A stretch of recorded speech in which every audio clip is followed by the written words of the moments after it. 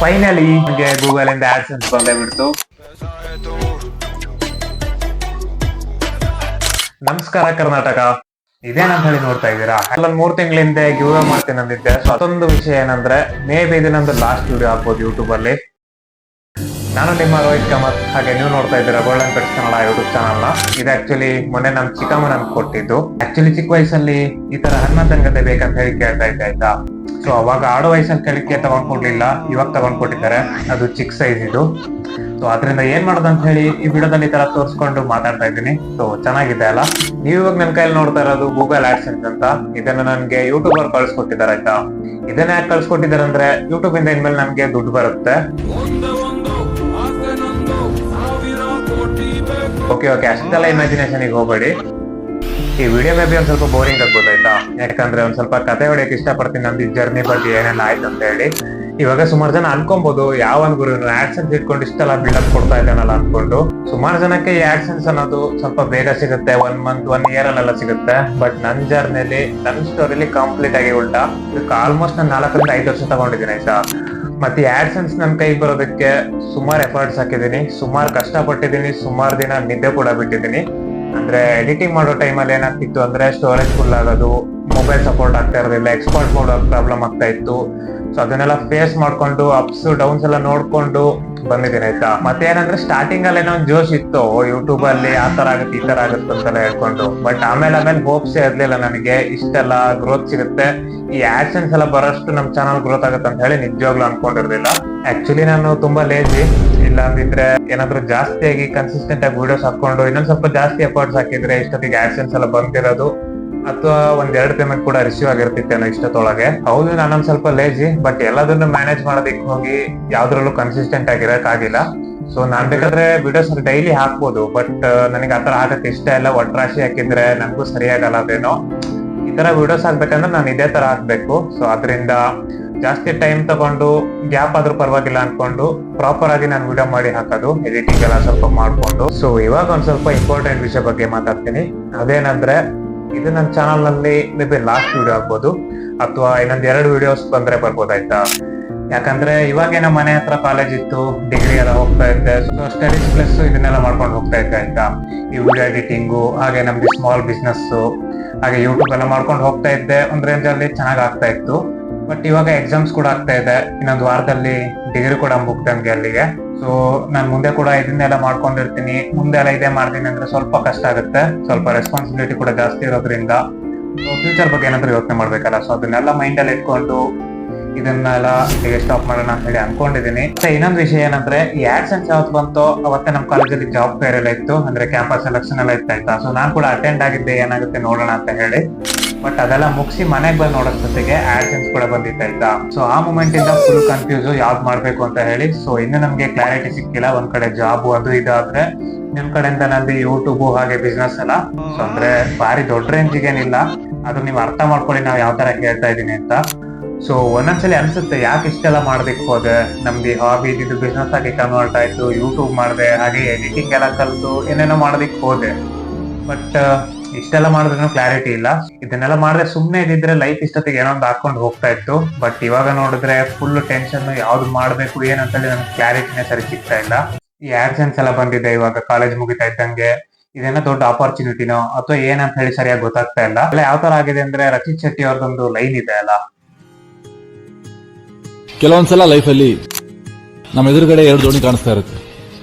ಅದರಲ್ಲಿ ಒಂದನ್ನ ಚೂಸ್ ಮಾಡಿ ಮುಂದೆ ಹೋಗೋದು ತುಂಬಾ ಈಸಿ.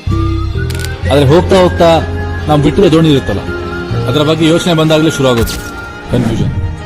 ನಾನು ರಿಸ್ಕ್ ತಗೊಳ್ಳೋದು ಬೇಡ ಅಂತ 2 ದೋಣಿಯಲ್ಲಿ ಕಾಲಿಡಕ್ಕೆ ಹೋಗ್ತಿದ್ದೀನಿ, ಆದ್ರೂ ಕನ್ಫ್ಯೂಷನ್ ಮಾತ್ರ ನಿಲ್ತಾ ಇಲ್ಲ.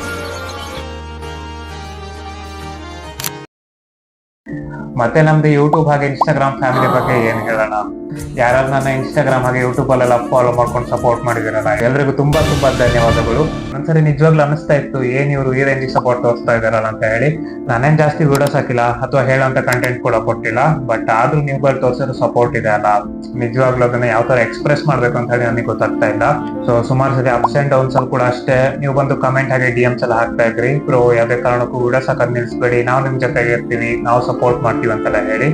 ಸೊ ಆ ಮೊಮೆಂಟಿಗೆಲ್ಲ ಅನ್ನಿಸ್ತಾ ಇತ್ತು ಏನ್ ಇವರು ಈ ರೇಂಜಿಗೆಲ್ಲ ನಮ್ಗೆ ಸಪೋರ್ಟ್ ತೋರಿಸ್ತಾ ಇದಾರಲ್ಲ ಅಂತ ಎಲ್ಲ ಹೇಳಿ. ಮತ್ತೆ ನಮ್ಮ ಚಾನಲ್ ನಲ್ಲಿ ಬರೋ ವಿಡಿಯೋಸ್ನೆಲ್ಲ ನಮ್ಮ ಕ್ಲಾಸ್ಮೇಟ್ಸ್ ಆಗಿ ಫ್ರೆಂಡ್ಸ್ ಎಲ್ಲ ನೋಡ್ತೀರಾ ಅಂತ ಹೇಳಿ ಗೊತ್ತಾಯ್ತು. ಸೊ ನಿಮ್ಗಳು ಕೂಡ ಅಷ್ಟೇ thank you so much. Silent ಆಗಿ ನಮ್ಮ ಚಾನಲ್ ನೆಲ್ಲ ನೋಡ್ಕೊಂಡು ಸಪೋರ್ಟ್ ಮಾಡ್ತಾ ಇದ್ರಿ.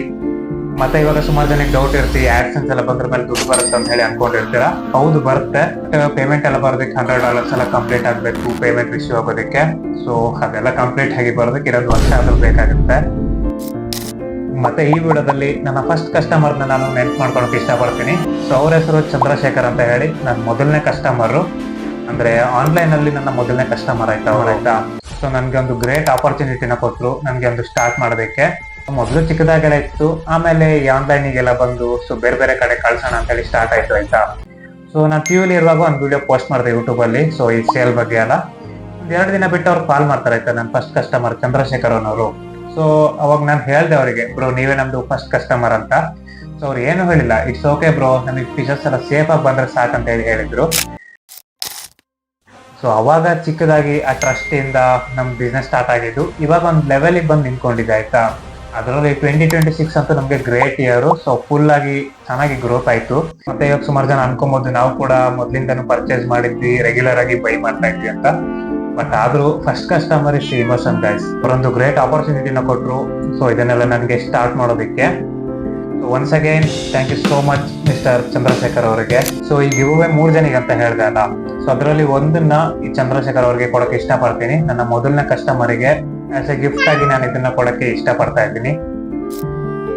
ಮೇ ಬಿ ಇದು ನಂದು ಕೊನೆ ವಿಡಿಯೋ ಆಗೋದ್ರಿಂದ ಸೊ ನನ್ನ ಯಾರು ಫಾಲೋ ಮಾಡ್ತಾ ಇದ್ರಿ, ನನ್ನ ಕಂಟೆಂಟ್ ನ ಯಾರು ಕನ್ಸ್ಯೂಮ್ ಮಾಡ್ತಾ ಇದ್ರಿ, ನಿಮ್ಗೆಲ್ಲ ಒಂದ್ ಮೆಸೇಜ್ ಕೊಡಕ್ ನಾನು ಇಷ್ಟಪಡ್ತೀನಿ.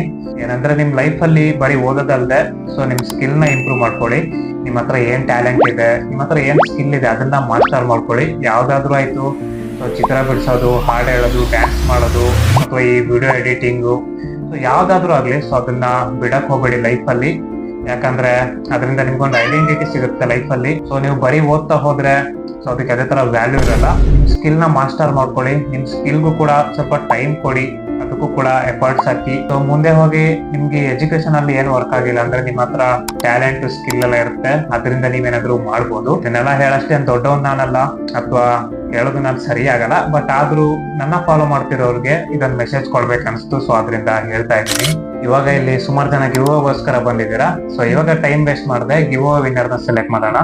ನಾನು ಇಂಡಿಯನ್ ಫೋನ್ ಅಲ್ಲಿ ಸೊ ಸ್ಕ್ರೀನ್ ರೆಕಾರ್ಡ್ ಮಾಡಿ ಯಾವ ಗಿವ್ ವಿನ್ನರ್ ಅಂತ ಹೇಳಿ ಸೆಲೆಕ್ಟ್ ಮಾಡ್ತೀನಿ. ಅಂದ್ರೆ ಆ ಯೂಟ್ಯೂಬ್ ಲಿಂಕ್ ಅನ್ನ ಯಾವ್ದಾದ್ರು ಒಂದು ರ್ಯಾಂಡಮ್ ಕಮೆಂಟ್ ಪಿಕ್ಕರ್ ವೆಬ್ಸೈಟ್ ಅಲ್ಲಿ ಹಾಕಿ ಸೊ ಅಲ್ಲಿಂದ ಗಿವ್ ವಿನ್ನರ್ ಎಲ್ಲ ಸೆಲೆಕ್ಟ್ ಆಗ್ತಾರೆ. ಇದರಲ್ಲಿ ನಾನೇನ್ ಮಾಡ್ತಾ ಇಲ್ಲ, ಹಾಗೆ ವಿನ್ನರ್ ಯಾರಂತ ಹೇಳಿ ನನ್ಗೆ ನಿಜವಾಗ್ಲೂ ಗೊತ್ತಿಲ್ಲ. ಅದೇ ತರ ಮೋಸನೂ ಇಲ್ಲ, ಇವಾಗ್ಲೇ ಹೇಳಿದೀನಿ. ಮೊದಲಿಗೆ ನಾನು ಗೂಗಲ್ ಹೋಗಿ ಅಲ್ಲಿ ರ್ಯಾಂಡಮ್ ಕಮೆಂಟ್ ಪಿಕ್ಕರ್ ವೆಬ್ಸೈಟ್ ಅಂತ ಹೇಳಿ ಸೆಲೆಕ್ಟ್ ಮಾಡ್ಕೊತೀನಿ ಆಯ್ತಾ. ಮೊದಲಿಗೆ ಸೆಲೆಕ್ಟ್ ಮಾಡಿ ಇಟ್ಕೊಂಡಿದ್ದೆ.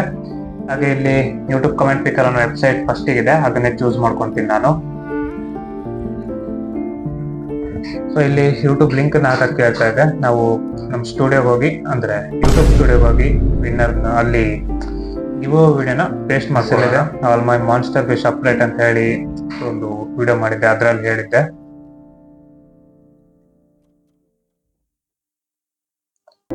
ಸೊ ಇಲ್ಲಿ ಪೇಸ್ಟ್ ಮಾಡಿದ್ದೇನೆ ಆಯ್ತಾ. 1300 ವ್ಯೂಸ್ ಬಂದಿದೆ, ಕಮೆಂಟ್ ನೋಡಿದ್ರೆ 215 ಬಂದಿದೆ. ಇದೇನಾದ್ರೂ ನಾನು ಪ್ರತಿ ವಿಡಿಯೋ ಹಾಕ್ದಾಗ್ಲೂ ಬಂದಿದ್ರೆ ಚಾನಲ್ ಒಂದ್ ರೇಂಜ್ ಗ್ರೋತ್ ಆಗಿರ್ತಾ ಇತ್ತು. ಬಟ್ ಇಟ್ಸ್ ಓಕೆ, ಗಿವ್ ಅಂದಿದ್ದಕ್ಕೆ ಸುಮಾರು ಜನ ಕಮೆಂಟ್ ಮಾಡಿದ್ದೀರಾ. ಇವಾಗ ಇಲ್ಲಿ ನಂಬರ್ ಆಫ್ ವಿನ್ನರ್ಸ್ 1 ಅಂತ ಹೇಳಿ ಸೆಲೆಕ್ಟ್ ಇದೆ. ಪಿಕ್ ರ್ಯಾಂಡಮ್ ಕಮೆಂಟ್ ಪಿಕ್ಕರ್ ಅಂತ ಹೇಳಿ ಸೆಲೆಕ್ಟ್ ಮಾಡಿದೀನಿ. Not now.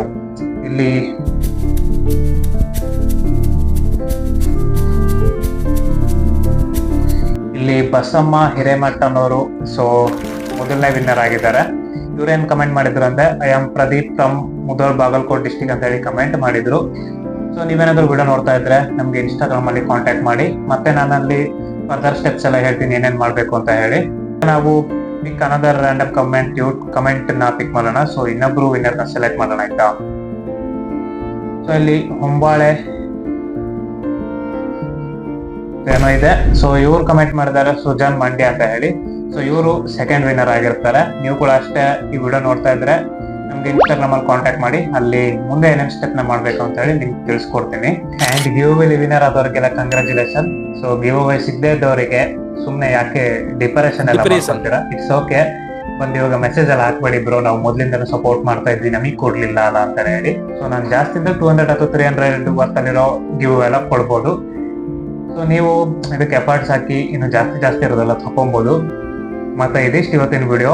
ಈ ವಿಡಿಯೋದಲ್ಲಿ ಏನೇನ್ ಹೇಳ್ಬೇಕನ್ಸ್ತು ಎಲ್ಲದನ್ನು ಆಲ್ಮೋಸ್ಟ್ ಹೇಳಿದೀನಿ. ಏನಾದ್ರು ಜಾಸ್ತಿ ಮಾತಾಡಿನಿ ಅನ್ಸಿದ್ರೆ ದಯವಿಟ್ಟು ಅದನ್ನ ಕೊಟ್ಟೆ ಹಾಕೊಡಿ. ಜರ್ನಿ ಏನಿದೆ ಅಲ್ಲ ತುಂಬಾ ಚೆನ್ನಾಗಿತ್ತು. ನಂದು ಈ ಸ್ಮಾಲ್ ಬಿಸ್ನೆಸ್ ಇಂದ ನಾನು ಸುಮಾರು ವಿಷಯಗಳನ್ನ ಕಲಿತೆ ಅಂತ. ನನ್ನ ಡಿಗ್ರಿಲಿ ಹೌದು ಸುಮಾರು ಥಿಯರಿ ಎಲ್ಲ ಐತಿ, ಮಾರ್ಕೆಟಿಂಗು ಹಾಗೆ ಕಾಮರ್ಸ್, ಇ ಕಾಮರ್ಸ್ ಬಗ್ಗೆ ಎಲ್ಲ. ಬಟ್ ಆದ್ರೂ ನನ್ಗೆ ಈ ಬಿಸ್ನೆಸ್ ಇಂದ ಪ್ರಾಕ್ಟಿಕಲ್ ಆಗಿ ನಾಲೆಡ್ಜ್ ಸಿಕ್ತು. ಸೊ ಇದೆಲ್ಲ ಯಾವ ತರ ವರ್ಕ್ ಆಗುತ್ತೆ, ಹಾಗೆ ಮೇನ್ ಆಗಿ ನಾವು ಈ ಆನ್ಲೈನ್ ಇಂದ ಏನೇನೆಲ್ಲ ಮಾಡ್ಬೋದು ಅಂತ ಹೇಳಿ ಸುಮಾರು ಎಕ್ಸ್ಪೀರಿಯನ್ಸ್ ಆಯ್ತು, ಸುಮಾರು ವಿಷಯಗಳನ್ನ ಕಲಿತೆ ನಾನು. ಅಂಡ್ ಈ ಗೋಲ್ಡನ್ ಅಂತ ಹೇಳಿ ಏನ್ ಸ್ಟಾರ್ಟ್ ಮಾಡ್ದೆ ಅಲ್ಲ, ಸೊ ಇದು ಇಲ್ಲಿಗೆ ಎಂಡ್ ಆದ್ರೂ ಆಗ್ಬೋದು. But there is some chance, ಏನಂದ್ರೆ ಬೆಸ್ಟ್, ಬೆಟರ್ ಅಥವಾ ಬಿಗ್ಗೆಸ್ಟ್ ವರ್ಜನ್ ಅಲ್ಲಿ ಕೂಡ ಬರ್ಬೋದು. ಯಾವ ತರ ಬರುತ್ತೆ, ಏನಾಗಿ ಬರುತ್ತೆ ಅಂತ ಹೇಳಿ ನಿಜವಾಗ್ಲೂ ಗೊತ್ತಿಲ್ಲ. ಬಟ್ ಟೈಮ್ ಕಮ್ಮಿ ಇದೆ. ಸೊ ಅದಕ್ಕೊಂದು ಬೆಸ್ಟ್ ಡಿಸಿಷನ್ ಮಾಡಿ ಮತ್ತೆ ನಿಮ್ ಮುಂದೆ ಬರ್ತೀನಿ. ಸೊ ಅಲ್ಲಿ ತನಕ ಧನ್ಯವಾದಗಳು. ಅಂಡ್ ಈ ವಿಡಿಯೋ ಮಾಡಿ ಮುಗಿತಾ, ಟೈಮ್ ಕೂಡ ಆಲ್ಮೋಸ್ಟ್ 12 ಆಯ್ತು. ಮಳೆ ಕೂಡ ಜೋರಾಗಿ ಬರಕ್ ಸ್ಟಾರ್ಟ್ ಆಯ್ತು. ವಿಡಿಯೋನ ಇಲ್ಲಿಗೆ ಎಂಡ್ ಮಾಡ್ತಾ ಇದ್ದೀನಿ.